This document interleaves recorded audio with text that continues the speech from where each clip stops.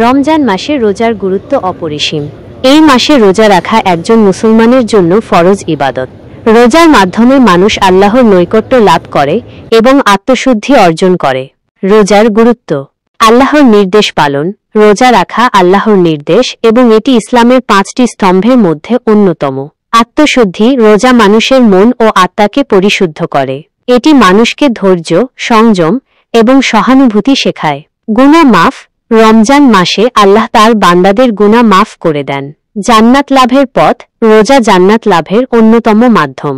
দরিদ্রদের প্রতি সহানুভূতি: রোজা রাখার মাধ্যমে মানুষ দরিদ্র ও ক্ষুধার্তদের কষ্ট অনুভব করতে পারে এবং তাদের প্রতি সহানুভূতিশীল হতে শেখে। রোজার আমলসমূহ: সেহরি খাওয়া। রোজার আগে সেহরি খাওয়া সুন্নত। সেহরি খেলে শরীরে শক্তি পাওয়া যায় এবং রোজা রাখতে সুবিধা হয়। 5 ওয়াক্ত নামাজ আদায়: রমজান মাসে 5 ওয়াক্ত নামাজ জামাতের সাথে আদায় করা উত্তম।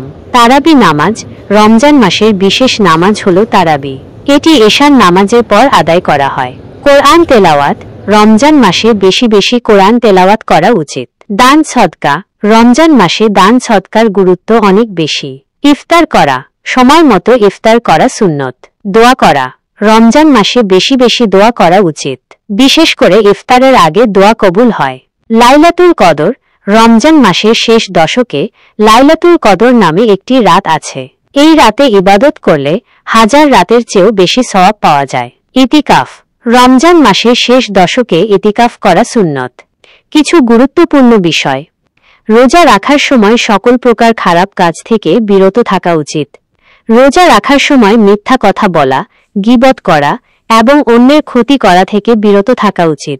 অসুস্থ ব্যক্তি, গর্ভবতী মহিলা এবং ছোট বাচ্চাদের জন্য রোজা রাখা বাধ্যতামূলক নয়।